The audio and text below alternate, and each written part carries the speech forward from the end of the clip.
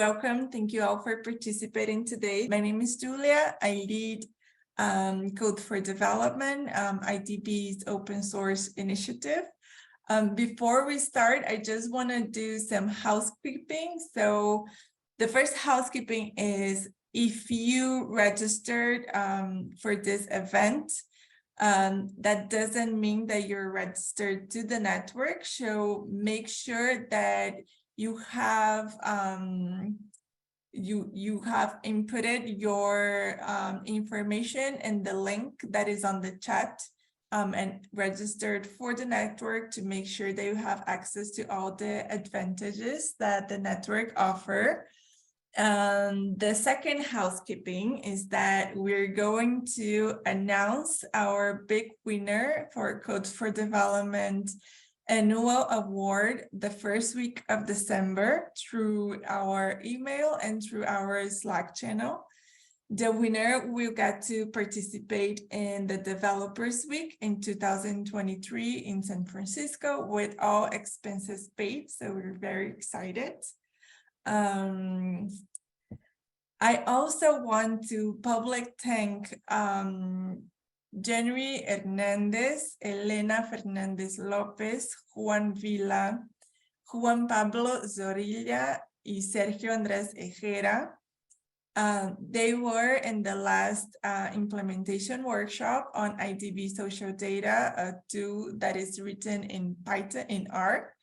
And they push us for the creation of IDB social data in Python, and they are actually writing it right now. So thank you so much for all the hours volunteered and pushing us to have this tool in Python.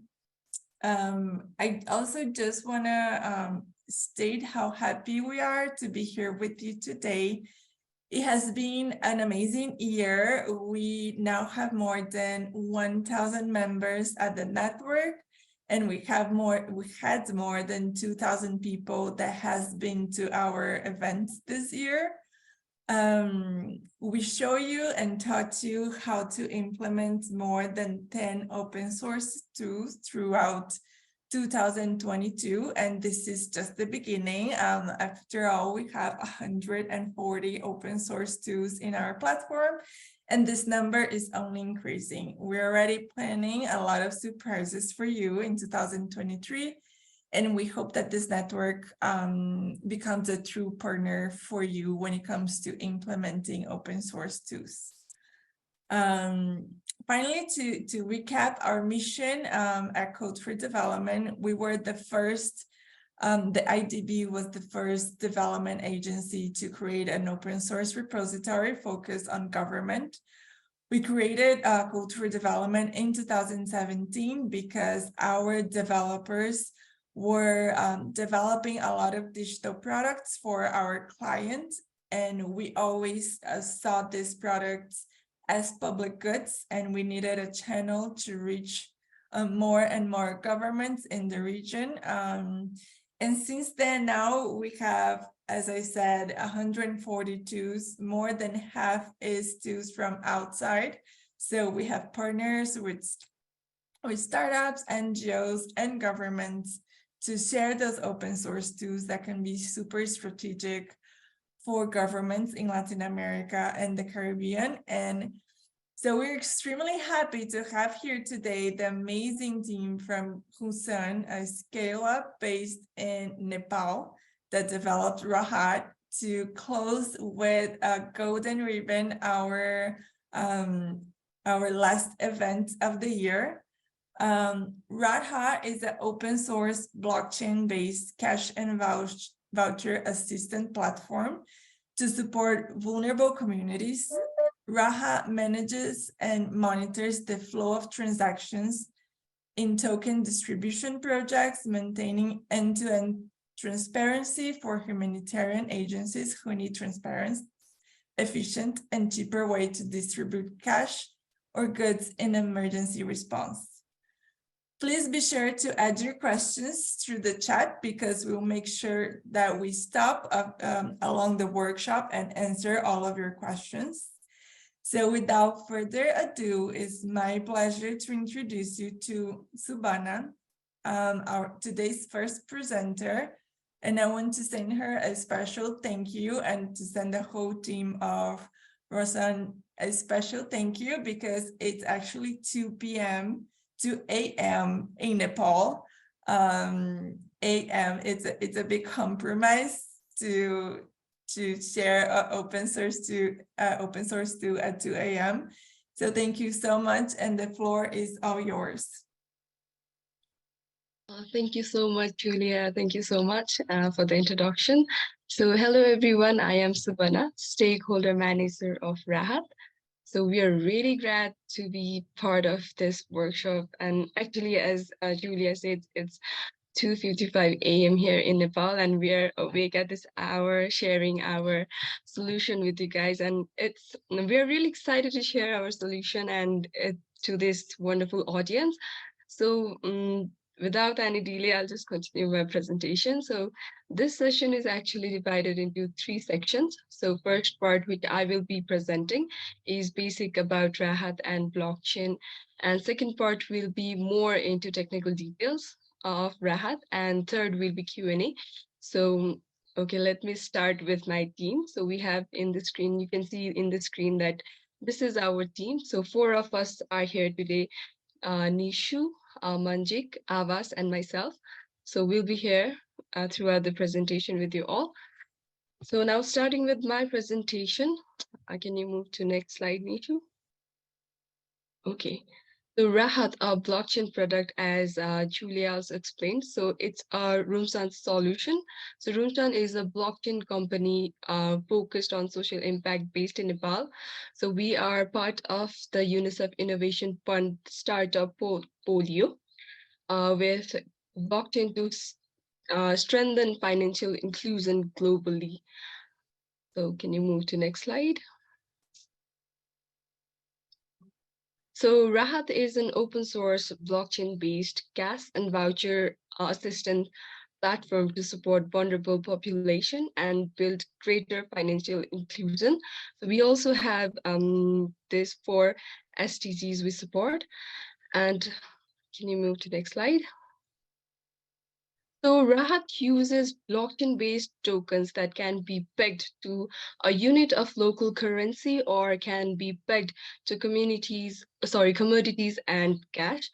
So we have built easy access to aid for beneficiaries by using SMS, QR code, NFC cards, or digital wallets. So even on-bank beneficiaries can use their feature phones as a digital bank, giving them the ability to easily redeem part or all of their cash assistance at their will. So Rahat automates the flow of fund, and then Rahat automates the flow of funds without compromising on security and privacy, which results in real-time monitoring and verifiable transaction. So this in turn lowers the cost associated with financial reconciliation, and also the blockchain's built-in model, the cost of infrastructure and security can be reduced. So can you move to next slide?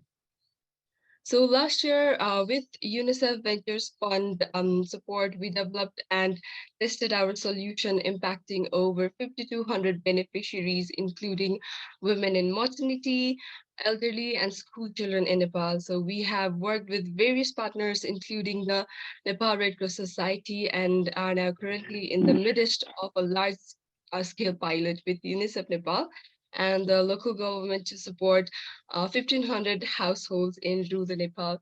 So through this pilot with UNICEF Nepal, we are evaluating how Rahat can bring in increase insight, how we can integrate with existing tools, how resources and time can be saved, and also the impact of smart contracts to trigger automated transactions, which can be scaled for staggered payments for anticipatory action programs in future. So to help you understand how our ecosystem works, let me explain how we are using Rahat to distribute cash for 1,500 households in this pilot. So can you move? Okay.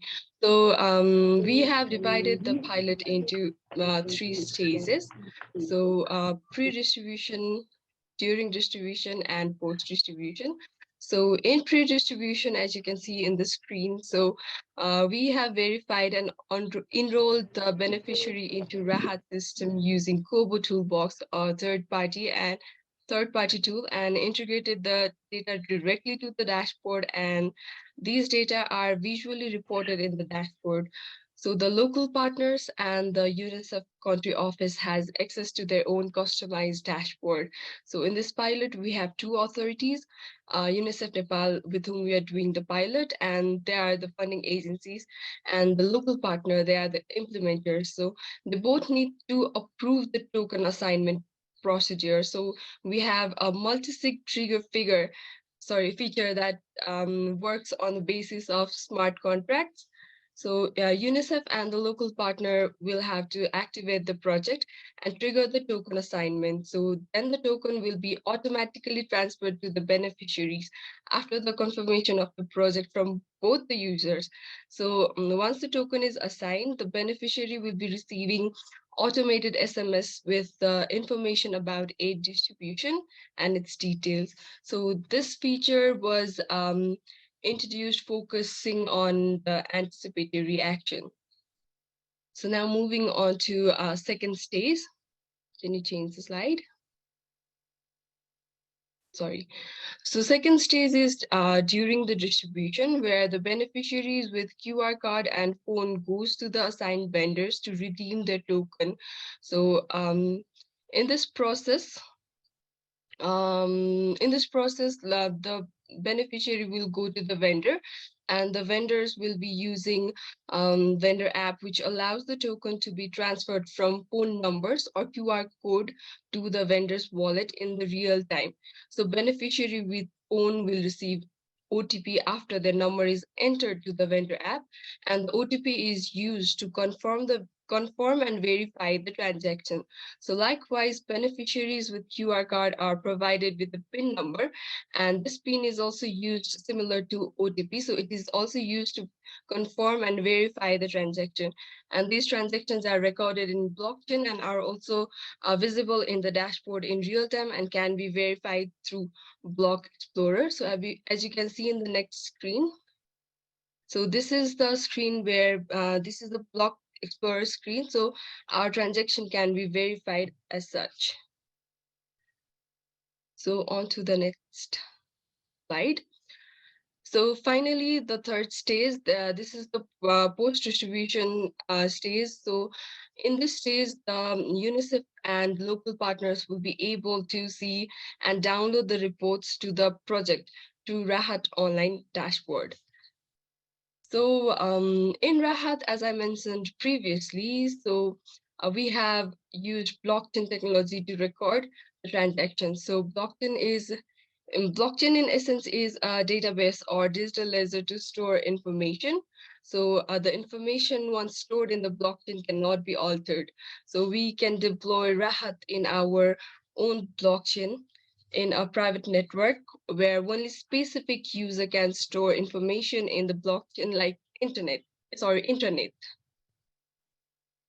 We can use public blockchain to store our information depending on the need as well. So like internet, as we know, the Ethereum is one of the most widely used blockchain. Rahat is compatible with all Ethereum-based blockchain networks.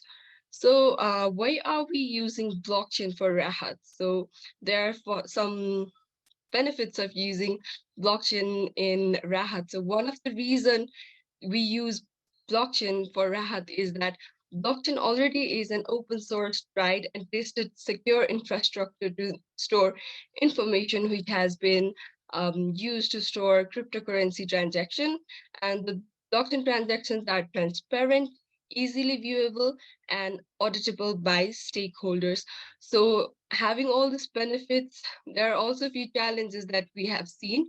So there are a few challenges we faced with using blockchain technology as well. So some of them are in Nepal, the crypto is banned. So because of the crypto ban, by the central bank, we have used a private blockchain network. We can use blockchain and cryptocurrencies for cash transfer programs. And another challenge is most of the users will have a difficulty using wallets and other digital tools because the learning curve might be difficult for many, and it might take some time and effort for the people to change from traditional system to the new technology. Another challenge we faced is sometimes it might take time for transactions to be stored in the public blockchain and to be completed. Another challenge we faced is we also need to make sure the availability of the internet. But in most of the cash transfer areas, there is low connectivity. So that's why we have also built and used our offline apps and feature phones functionalities as well. So that's it for my part. So if you have any queries about this, you can leave the question in the comment box. And for the discussion and for the technical details, Manjik will take over. So over to you, Manjik.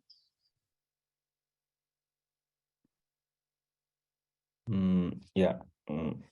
Thank you, Savannah. So yeah, hello everyone. I'm Manzik Shrestha. So I'm here as a blockchain lead at Rahat. So today I'll be walking you through some of the technical details of how the Rahat project works, and overall how we can run this Rahat project on your local machine and run your own Rahat project with the open source repo that we have in the GitHub. So yeah, before quickly moving into the code base, I'll just quickly want to remind you, if you want to go through the process while I run the project locally here in this session. The prerequisite of these sites are the Node.js version should be exactly the 14.17.0. And yeah, we have this list of this Yarn MongoDB. I have listed down the versions. You can just quickly check into these versions. We may have issues if you are using like different versions of these packages. So basically, these packages are used in the Rahat project to run the project, to compile the contracts, to store the data, data in the database, and so on. Oh yeah. So let's move to the next slide. So yeah. So Manjik, can I just ask two questions that are in the chat that are regarding the information that you already said before we move on? Sure, Zulia. Yeah, we can go through it. Thank you so much. So the first question is, can you share a little bit of more information about the problems that can arise due to connectivity? And the second question is, could you please talk about interoperability? Is the hardest word that is in the vocabulary, interoperability and integration with other solutions. Okay, thank you for the question. So I'd like to answer the first question about the problem we could face because of the internet connectivity. So actually, these transactions are to be recorded in the blockchain, so they do need internet to be recorded. But in rural areas in Nepal, there are lack of internet connectivity, so those transactions might not get recorded in the blockchain because of that. So we have created offline app. So those transactions will be recorded in the phone device itself. And when there is connection, so those transactions will be recorded back to the blockchain, I must say. So if there's anything to add, Manji can add in this. Yeah, so yeah, as Suana just said, so we had, well, during the pilots we had issues with this network connectivity. So while doing a pilot, what we have done is basically storing these transactions offline while we are on the site. And when we just connect to the internet, just publishing this transaction to the blockchain. That may not be the most secure way to do it, but it's a workaround when we don't have the connectivity to the internet.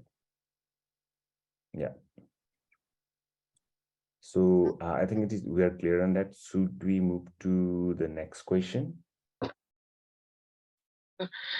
I think, would you like to answer that, Manjik, that we have been collaborating, sorry, not collaborating, but we have been working with Kobo Toolbox that we have integrated in our system. So our data are directly connected or integrated to the dashboard. So they are directly uploaded to the dashboard. Can you explain more on that? Yeah, so talking about the interoperability and the integrations with the other solutions. So right now, the thing that we have is Kobo Toolbox. So the hardest part that we find is like collecting the data of the beneficiary. All right, so Kobo has been doing a great job like collecting this data. So we don't want to create a separate platform to just manage this data. So we use this Kobo Toolbox on our Rahat, like as an add-on on our Rahat system which can be used to onboard the beneficiaries, filter out the beneficiaries, onboard the beneficiaries into our system. And once they are integrated to our system, it will just works like how the normal Rahat process works while distributing a Rahat. So that's one thing that we have integrated. And I guess there could be other solutions that could be integrated to our current Rahat process. But we are right now, I don't have anything in my mind, but yeah, yeah, we can get back to it later on. Thank you so much, Manjik and Subhana, for answering the questions. This is actually a great news. Kobo Toolbox it's also an Code4Development platform, and I know that has been implemented by several Latin American and Caribbean governments. So it's one step easier in that sense. Manjik, please continue. Thank you. Okay, sure. So yeah, so right now I'm gonna explain about how the technical components of the Rahat, and later on we'll move into the GitHub repository. So as Suhana told, the Rahat project, all the token distribution, token management, everything is stored in the blockchain.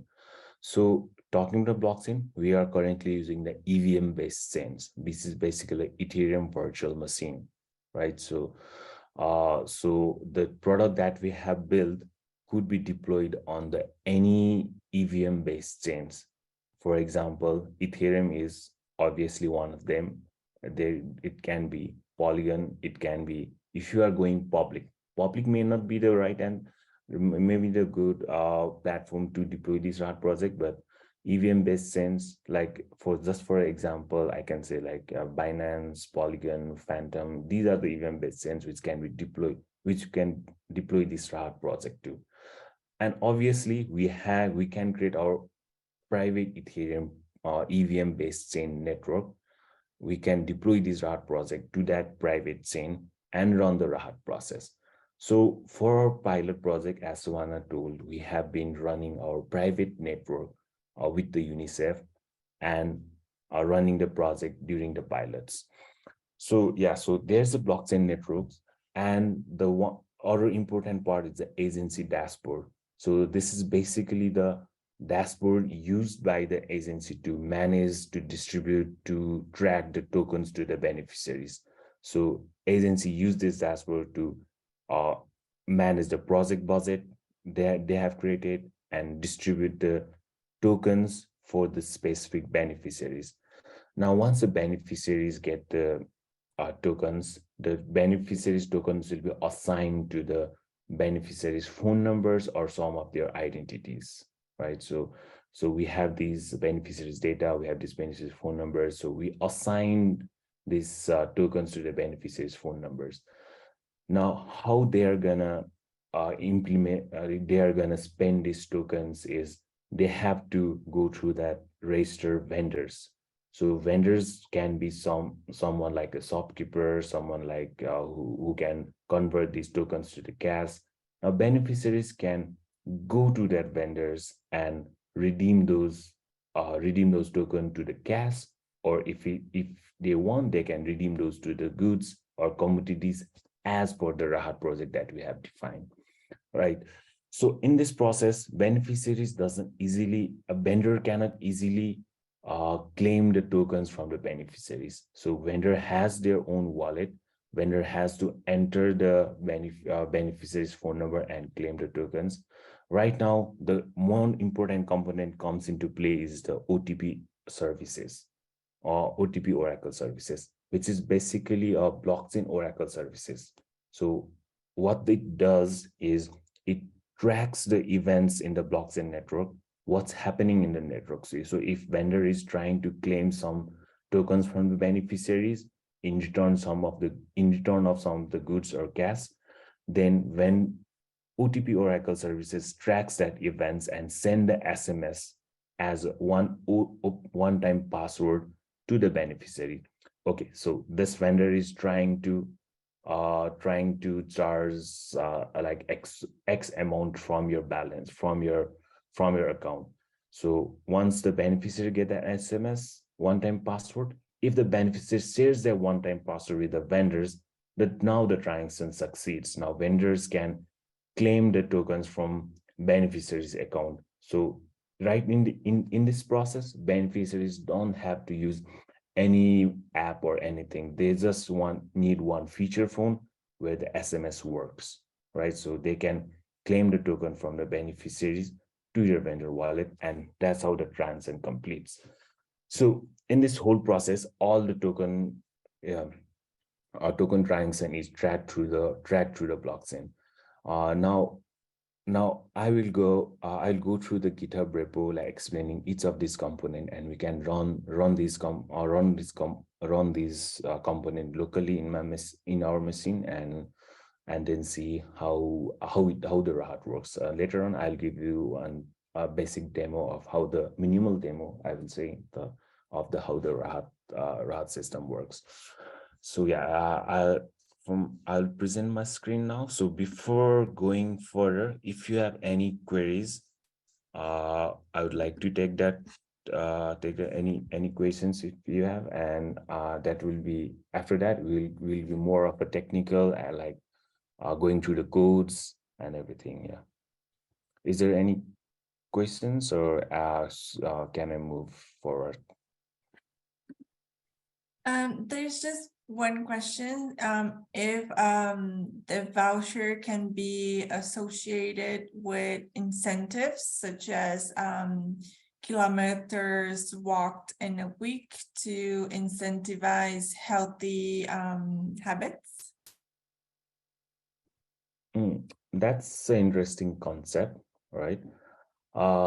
So we haven't actually talked about that, but yeah, so incentivizing the community for something like this could be like some of the goals later on the future plans, but we don't have such kind of like project enabled in the Rahat, but I think that's an interesting concept to discuss.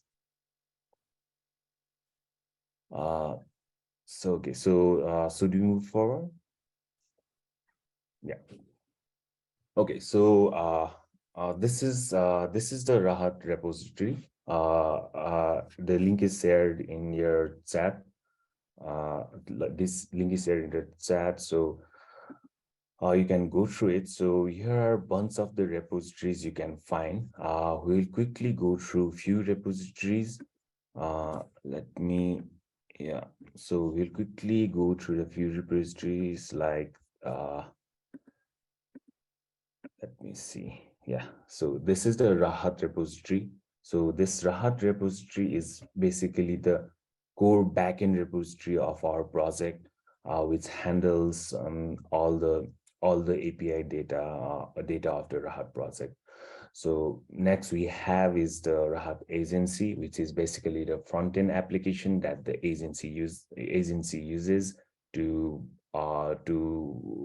manage the distribution of the tokens to the beneficiaries. Next we have is a Rahat vendor, which is basically a vendor app. So this is actually a PWA app right now. We also have the React Native version of this. But today we are gonna go through the PWA of this Rahat vendor app. And next we have is the Rahat OTP services, which is basically, as I have already said, it's a OTP Oracle services that tracks the blockchain events and send the one-time password to the beneficiaries.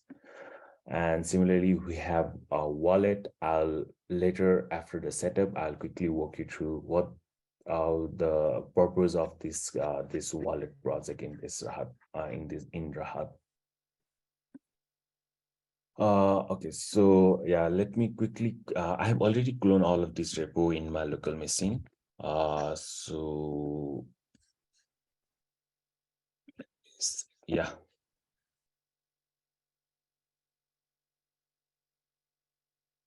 So this is the Rahat backend project. So this is basically a Node.js project, which is with a Node.js project in a Happy.js framework. So the folder structure is quite simple. So most of the codes that we have in this backend is in the module section. So I'll just quickly walk you through the structure of the project and then go to the configuration, how you can configure this project and run this in your local machine. So on the module section, you can I'm so sorry to interrupt. Can I just ask you to increase a little bit the zoom in so it's Oh yeah, so sure. thank you. Sure. Does that work? Or do I need to zoom in It's again? perfect. No, it's perfect. Thank you. Okay. Yeah, so in the module section, you can see bunch of modules here, right, of our backend. So here agencies, app, beneficiaries, blockchain, everything here. So if you see in any one of the modules, you can see the similar pattern in everything. So you can see this controller, model, routes, validator. So if you see an agency, you can see these controllers, model, routes, and validators. So this is basically the controllers for that specific module, basically the model, database model for a specific modules, basically the routes for a specific modules, and the data validators for that specific modules. So it's quite simple. And if you see in all other modules, you can see the similar patterns. And beside that, we have these helpers, utility functionals, and we have these contracts, which is basically compiled contracts that we use to deploy, use during the deployment. We have these constants initialized here, and we have these configurations. So the main important part here is the configurations. So if you have cloned this repo, you can find these contracts.example.js, default.example.js, private key. These are all the example of that configurations, right? So you can just remove this example and create your configurations like default.json, private key.json, and settings.json. These three are the core configuration that you need to run the project.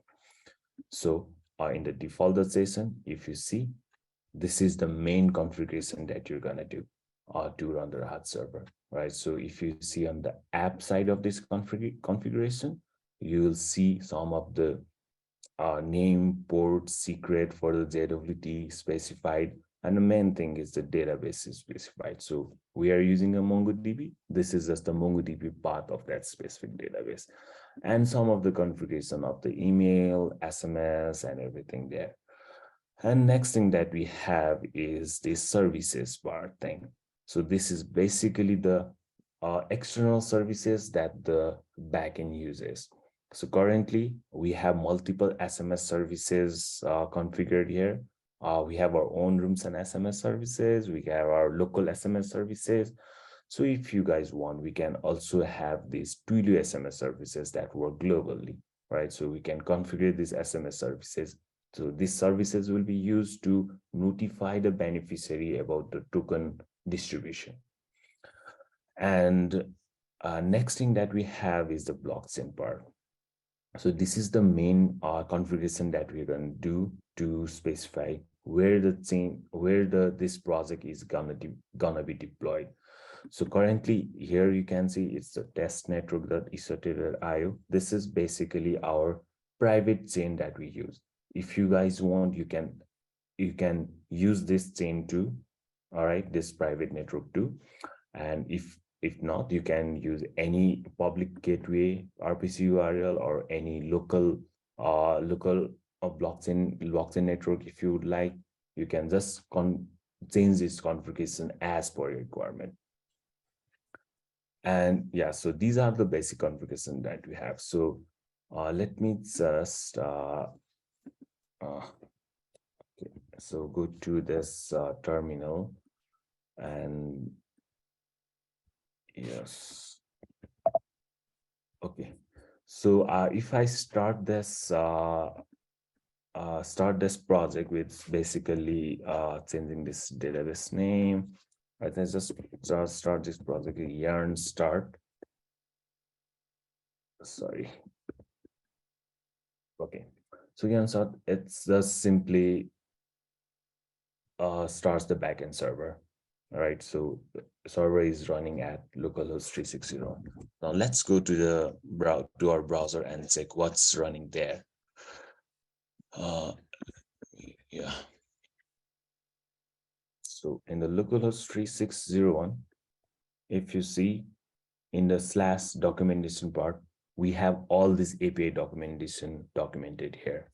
You can find all the documentation. But if you see one of the app settings, so these are the settings of this backend configuration. If you check out this API, it hasn't been set up yet. So this project hasn't been, this Rahat server hasn't been set up yet. To set up this Rahat server, we have our we have the scripts ready to make it easier, right? So let me just try to run this script. So in the script section, if you have cloned the project, you will see this script section here. Here you can find the backend setup.js scripts. So for the ease of running the project, we have already defined all the configurations here in like this private key.json, which is basically used when you deploy the contract to the blockchain, right? So we have already configured and made it publicly available just to make it easier for the setup. But actually this needs to be changed, right? So this is the basic setup script. So what it does, it basically set up the roles, required roles of the project, and run the setup and run the setup with the required agency data, right? So if I run this script, node./scripts/backend setup.js. Okay, so if I run this scripts, what it does, let's see what it does. Okay, so what's happening is it set up all the rules required for that Rahat server, right? Now what it does is it's taking little time because it's deploying the contract on the blockchain. So on the controller section, what it is doing is, if you see on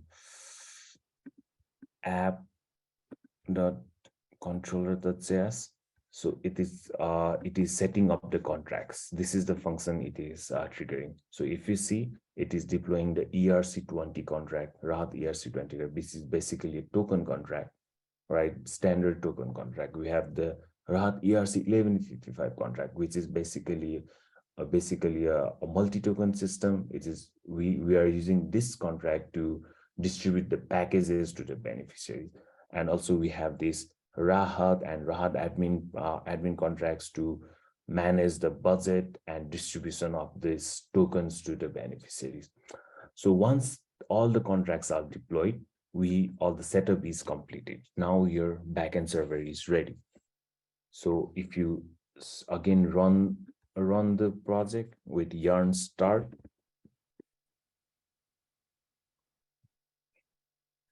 Okay. Okay, so now the project is running, right? Now, if you check on the same thing like application settings, yes, you can see all the settings of this project, right? So these are the contracts. This Rahat server is being used. This is the agency details, XYZ org, agency details. This is a token that will be distributed during the Rahat process. And currently you have the supply of this. But later on, you can always increase this supply. So now our Rahat server is set up. Now let's move to the Rahat agency, which is basically the front end for this project. So this is the Rahat, and now let's move to Rahat agency. Okay. So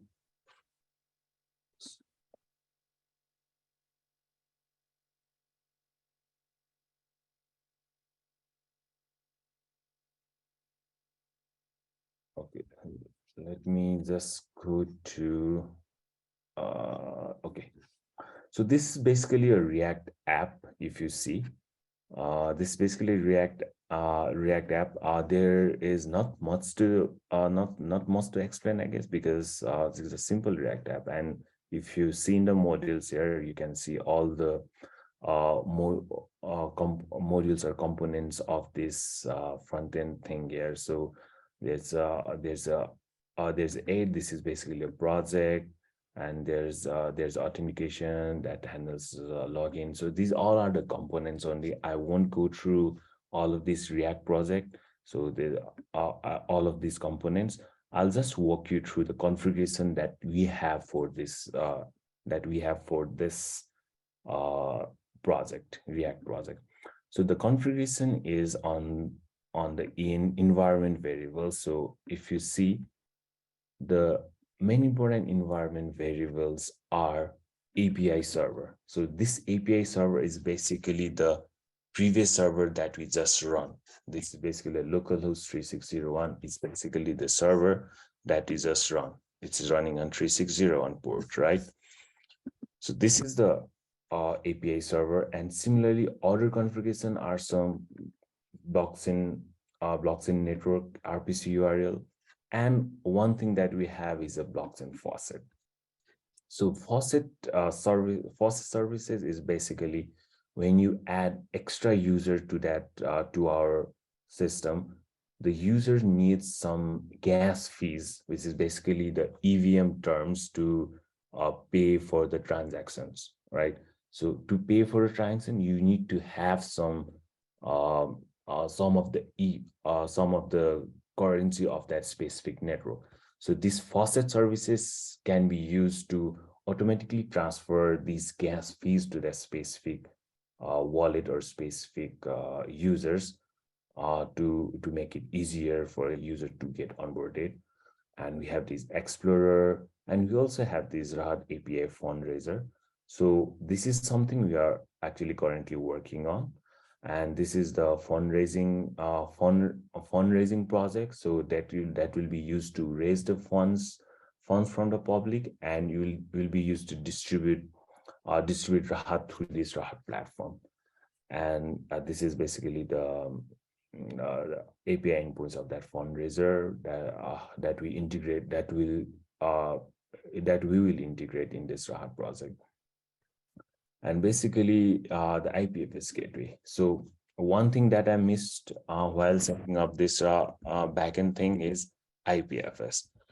So IPFS is the interplanetary file system that stores the files in the decentralized way. So all the files like vendors, photos, vendors photos or beneficiary photos or identity documents. Everything is stored in the IPFS in this Rahat project.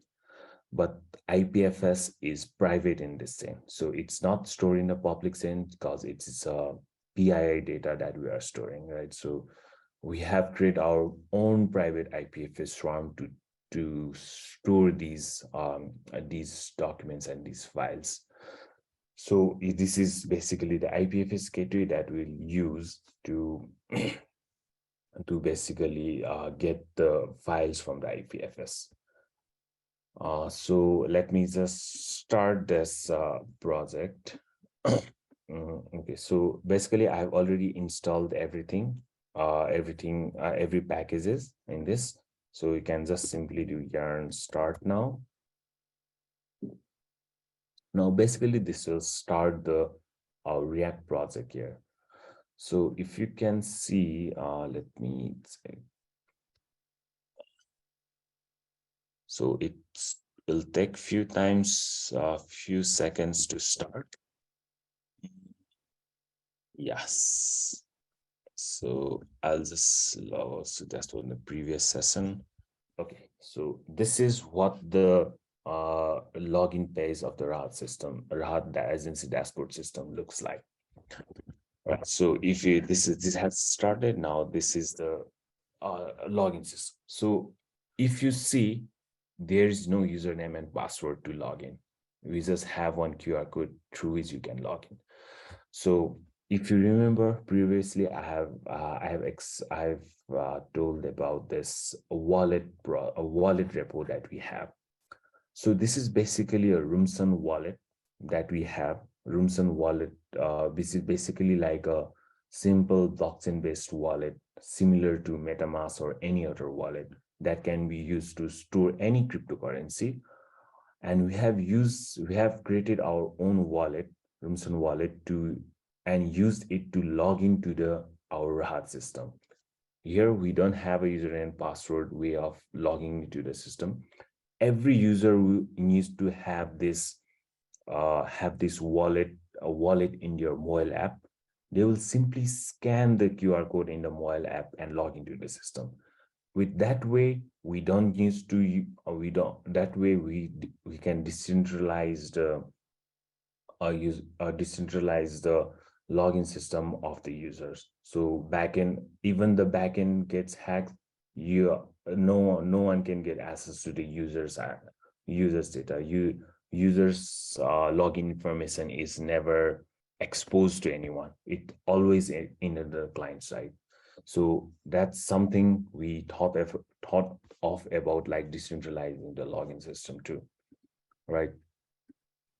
So right now, it won't, while running in the localhost, it won't be possible to run the wallet app on the side and scan this QR code.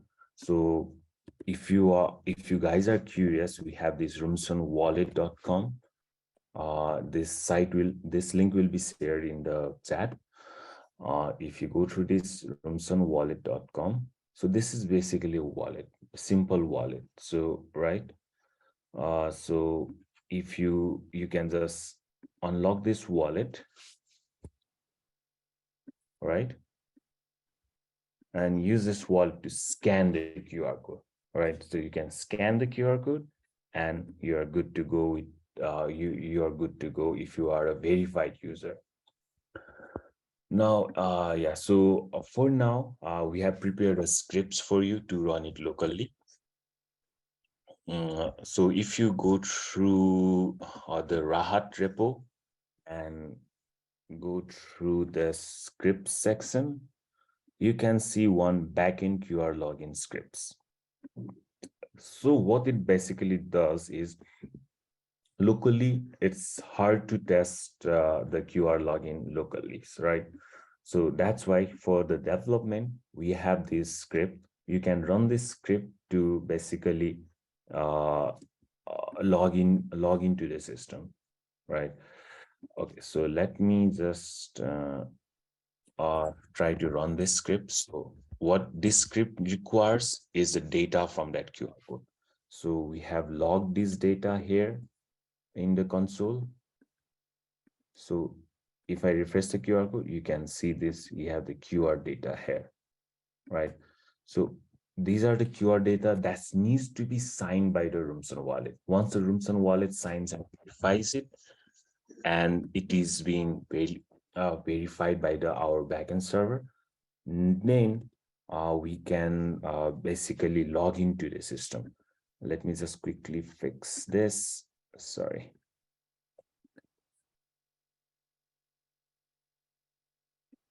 So I just missed something here. This is it. Okay. I just missed. Okay, so if I run this script, to run this script, that's node / script / backend URL. Manjik, there is one question here. If you could show again how to use Rumson wallet, because it's requesting one passcode. And I think some people are a bit confused on how to do it. Yes, sure. So let me just finish this and I'll just come back to Rumson wallet. Yeah.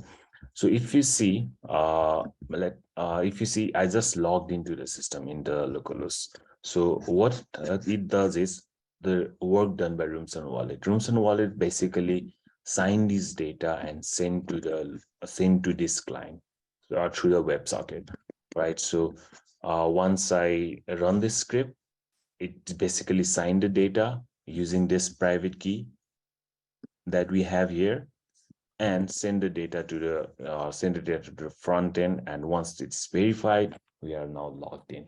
So basically, we are logged into the Rahat system.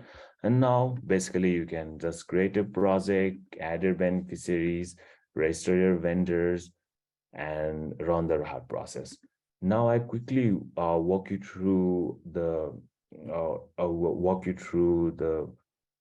demo of the Rahat project on our deployed version instead of this local version. But before that, I'll just get back to the question that Julia just asked about the Rumson wallet. Okay, so let me run this in the incognito mode so that I can start from the beginning. Okay, so yeah, so while you set up the Rumson wallet, what you would get is this is the basic flow of the flow of the wallet. If you have already created a wallet, you soon have this mnemonic key phrase.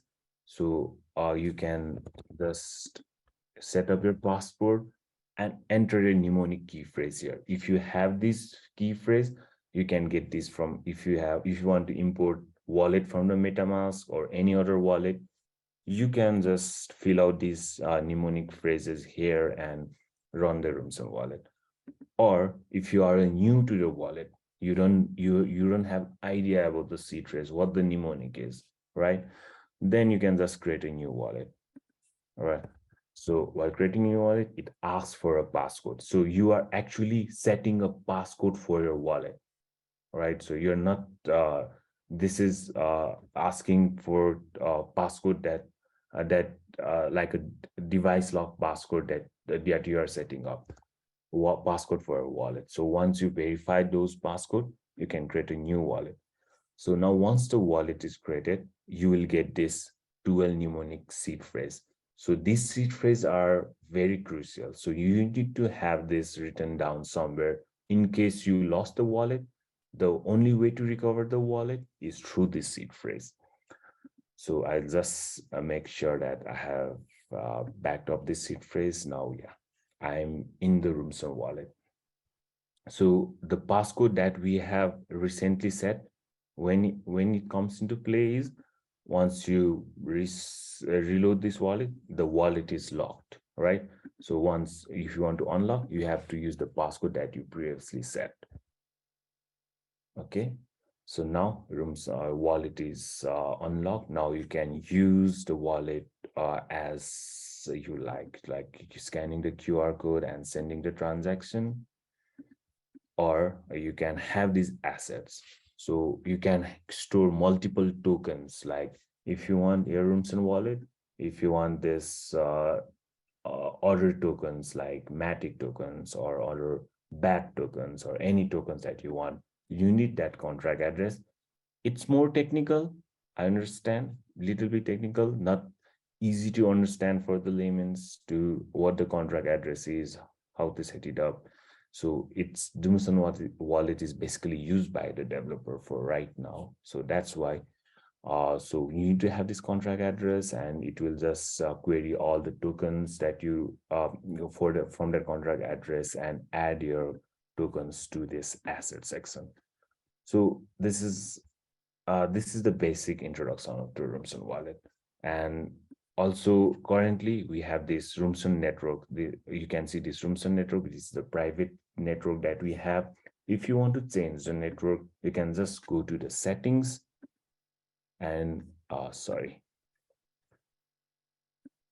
you can just use the current network and change the network to any other network to connect. So it can be mainnet Ethereum. If you can have this real Ethereum in this wallet too, right? So you can change the network to mainnet Ethereum, and if you have some Ether in your wallet, it will be displayed on your balance. So that's the basic introduction of the wallet. I think it is clear. Okay, so let's get back to our demo. Okay, so let me just, okay,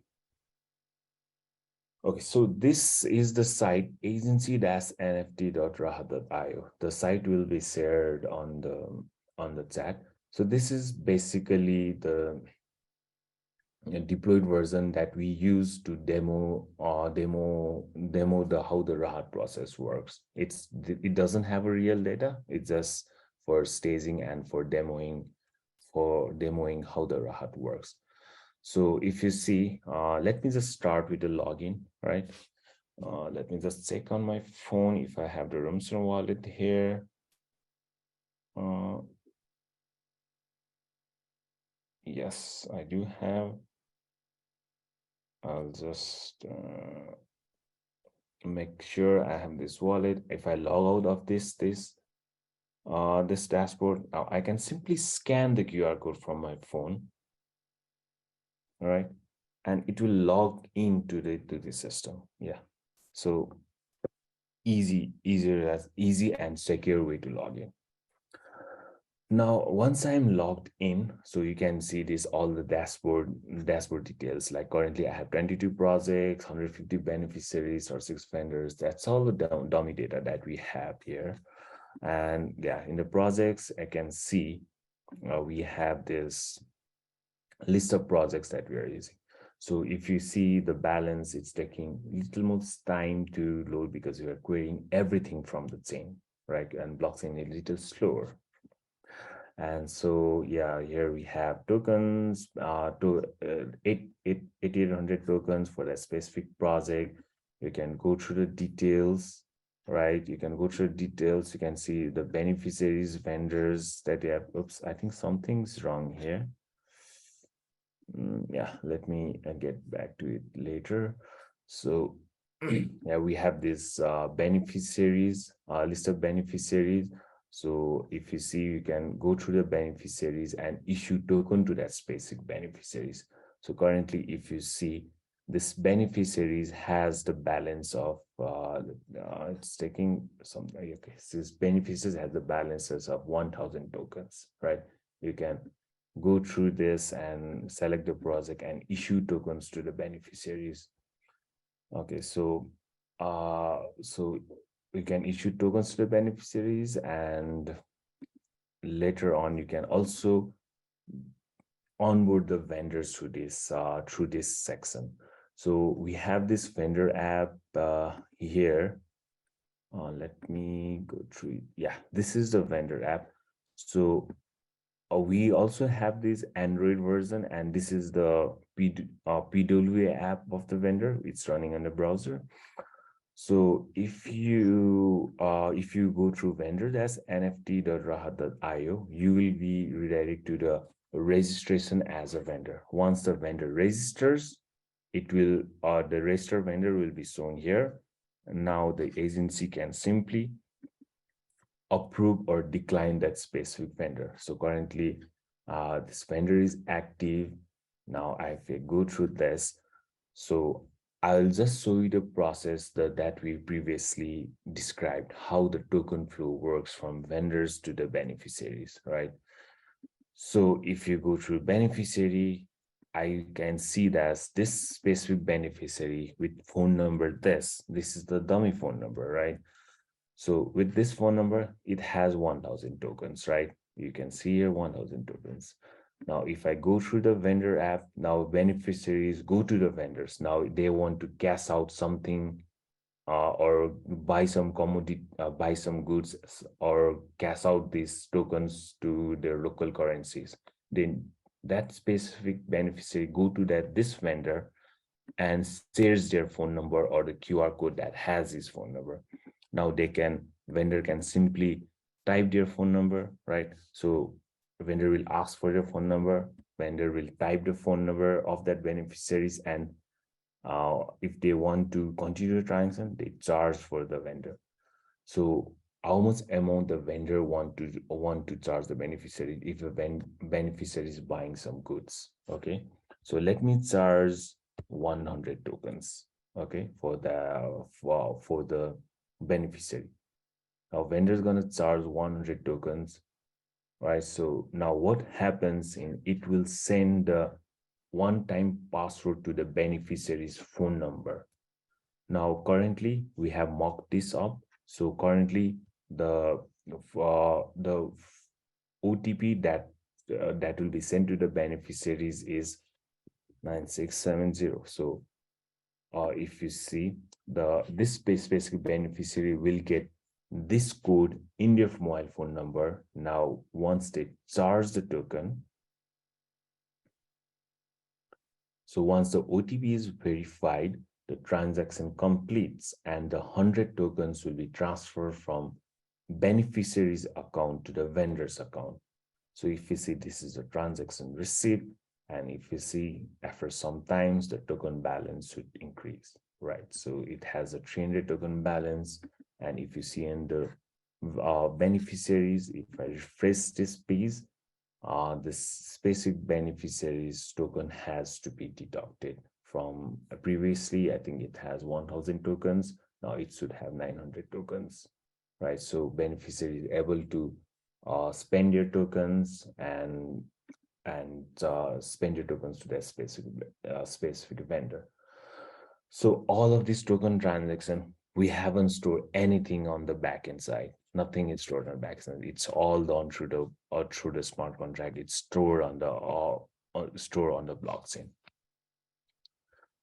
So this is the basic flow of the Rahat that we have. We have only set up, I think, these agencies and the Rahat backend.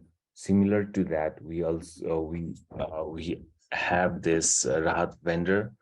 We won't be setting up the Rahat vendor, but I'll just walk you through the configuration. So this is a Rahat vendor project that we just demoed. So it has a similar kind of configuration, nothing much of a changes. Only thing that we have to keep in mind is the default agency API is the backend API services that we have been running. It's the same API port and same API service that we have been running, right? And if you are with this, you can just hit the yarn start and this should work. So this is the vendor project, and what else? And yeah, I'll just walk you through the OTP services that we have. So if can I just take this moment to ask a few questions that are in the chat, or you sure. prefer me to ask it later? No, sure, Zulia, we can go through it.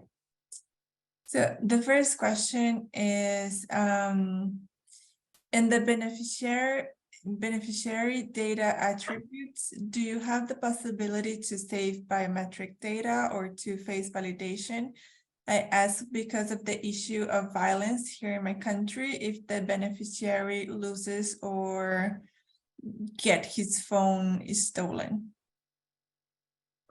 So currently, yeah, that can be an issue. Like phone numbers could be stolen or something like that. But currently, we don't have anything like storing biometric data of the beneficiary right now. But yeah, that could be a good idea, and that could be a future plan for Rahat too.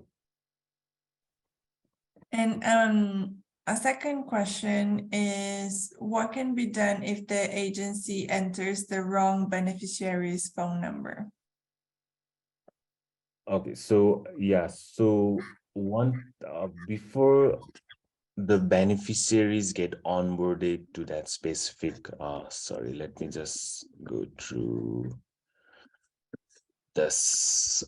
So yeah, before the beneficiaries get onboarded to that specific to that project, the verification has to be done, right? So it has to be done through when you like onboard data from the Cogo toolbox, everything. It has to be run through the multiple verification and onboarded to this dashboard. Once they are onboarded to this dashboard, we can, once the token is assigned, it's assigned. So the beauty of blockchain is you cannot revert the transaction, right? So once it's assigned, it's like I have already given you the 1,000 rupees, $1,000 or 1,000 tokens to you. Now you cannot take back from me. It's done is done. So we have already agreed that this beneficiaries is gonna get 1,000 tokens at that time. If you are like reverting in the middle of the transaction, that's not okay, because that was not the agreement that we have done. So I think that makes it stronger. Like once you're assigned, you are already assigned. You cannot take back my tokens from me. Even the admin cannot do that. That's the beauty of the blockchain. But based on the use case, as the questions, if you want these kind of use cases, we can tweak these in the Rahat platform.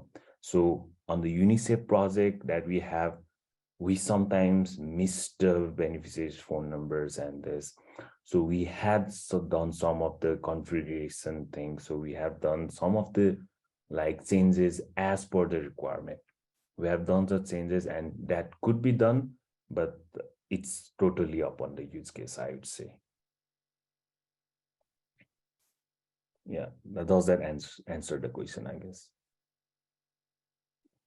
Yes, Great. thank you very much. Yeah, I was going through this Rahat OTP services. So yeah, this OTP service is the basic Node.js project. So what it basically does is, main important part that we need to go through is this in this controller.js. If you see, you on the, let me just quickly go through. Yes, in the listener, listen to the blockchain events here. So if you see, this specific function will listen to the blockchain events if the vendor is charging tokens to the beneficiaries or not. If it is charging the tokens, it will capture that event and send that SMS to the beneficiaries. Look, this X beneficiary is trying to charge tokens from your phone number. If you agree on the transaction, just share the OTP to the vendor. Now, this OTP service will send SMS to the beneficiaries, and beneficiaries can share that OTP to the vendor. So that's the whole idea of using these OTP services here. All right, so this is the basic project. You can simply go through it. If you have any queries, you can reach out to us running these services. And I think, yeah, that's all I have to say for about setting up the Rahat and how we can use Rahat and demoing the Rahat. So we also have the installation using Docker, which is much easier than this because we have everything set up. but the installing a Docker could take some time, so we haven't we didn't plan to go through the Docker installation in this session. So about the Docker installation, I would like to request Avas to go through Avas to go through it and explain how we can install the Rahat using Docker. So Avas, over to you. So yeah, if you have any queries, we can just go through it and go to next section.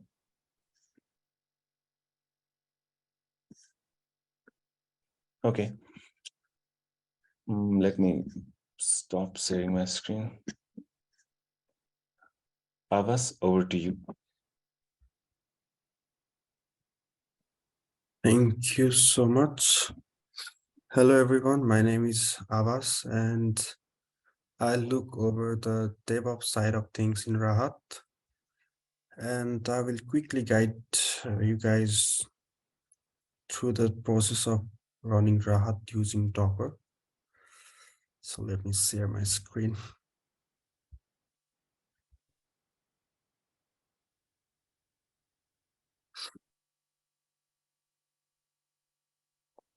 Okay. So first of all, let's head over to the Rahat repository. Here you can see the installation guide, and if we click on this link, it will take you to this documentation site. And here we have prepared installation guidelines to set up Rahat using Docker as well as native Node.js environment. So I will go through the process of running Rahat using Docker.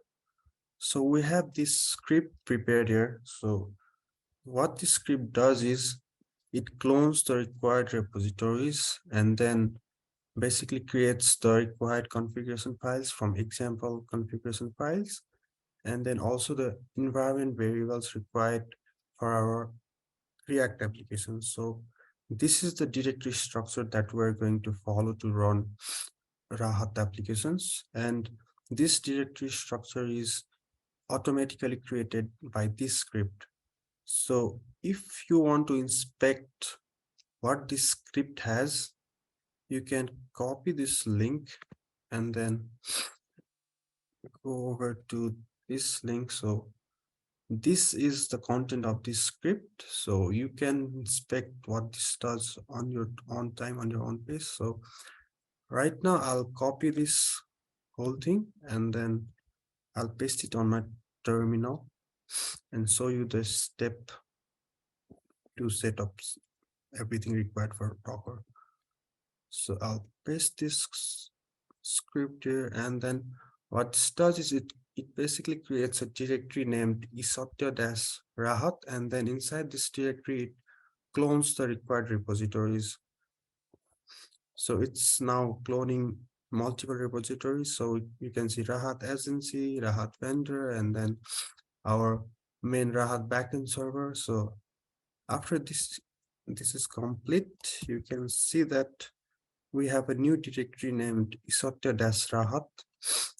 So it is recommended to run this script on Unix-based machines. So if you are on Windows-based machine, it is recommended for you to set up the repositories, clone the repositories manually according to this directory structure. So if you're on a Unix-based machine, you can copy this command and then paste it on your terminal, and this setup is done automatically for you. So if we go into this directory, isotya-rahat, so I will open this repository on my code editor, VS Code. So if I'll bring this over here and then zoom in a bit so you guys can see clearly. So you can see it has cloned Rahat, which is our backend, main backend of our system. So inside this, it has automatically created the configuration files from example configuration. So it basically what it does is it copies this example file and then renames it to a usable configuration file, which is basically default.json. It removes the example section of it. So as explained by Manjik earlier, it contains all the configuration required and you can modify it according to your own needs. And similarly on our React applications as well, it automatically creates an env file. So Manjik has already gone through this, so I'll move over to explaining the Docker Compose files.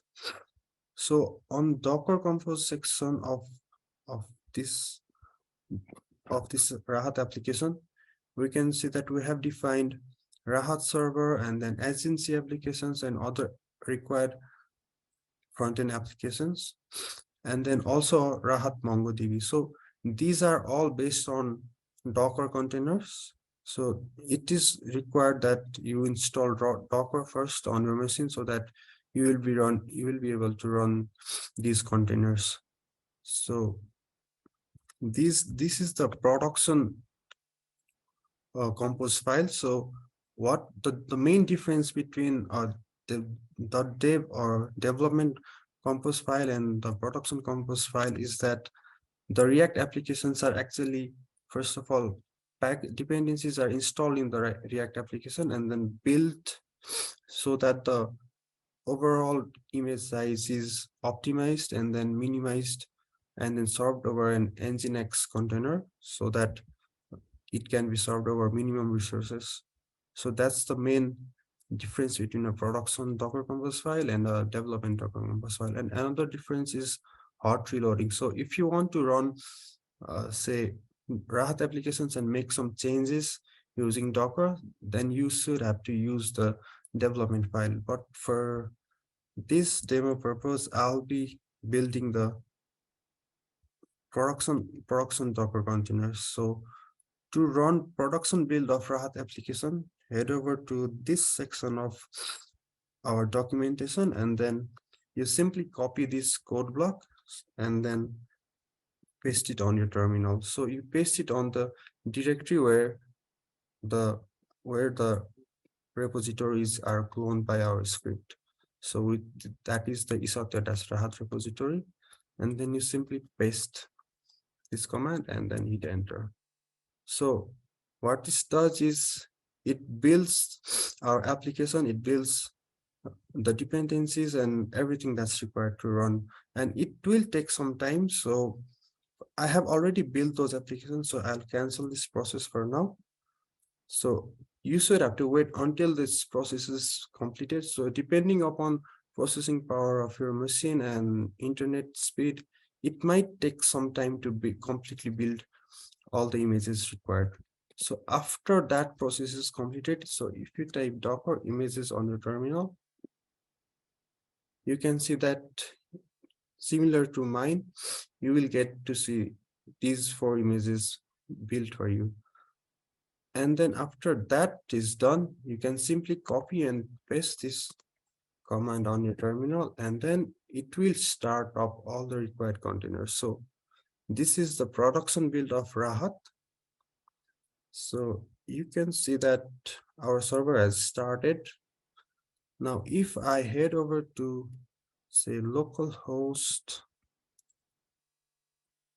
3601 and /documentation, you can see that Rahat server has started, and you get to see this documentation of our backend. Similarly, if you want to see other applications, a agency application, you can simply copy the URL from the documentation itself and then paste it on your browser, and then you will get to see this app. So the demo for this is already done by Manjik, so I'll only go through showing you the running state of Docker containers. So, and then this is the vendor application. So yeah, that's about it from my side. So any questions? Yes, so one thing I just wanted to add, so since we're just wrapping up everything. I think we are all done with everything that we have to show. We are always open to the contributions in this system. So since it's an open source project, so if you guys can try running this on your local machine, if you run into any kind of issues, feel free to reach out to us. We'll share you our contact details, and and if you want to do any kind of contributions in this our repository, you guys are always welcome. Thank you. Thank you so much, Sabana, Manjik, and Avash, and all the RoomSem team for developing and sharing this amazing tool, and for being here today. I think it's 3:30 a.m. Right now in Nepal, so thank you very much. And I'm very excited to end our last workshop of the year, and with such an amazing workshop. And I know it's too early to say, but happy holidays, and we hope to see you all next year. And don't forget to subscribe to Code4Development's network. Thank you so much, all of you.